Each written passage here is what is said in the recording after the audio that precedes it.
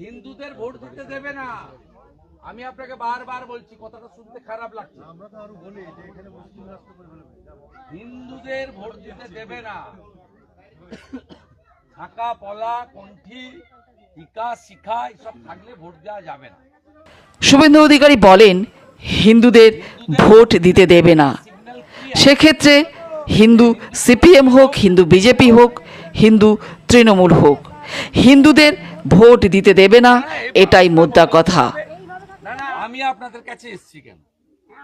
আমি আপনাদেরকে নিয়ে রাজ্যপালের কাছে গেছি, ধর্ণা দিয়েছি, রাষ্ট্রপতি মহোদয়া এবং ইলেকশন কমিশনকেও জানানোর জন্য মেল করেছি, তাদের টাইম চেয়েছি।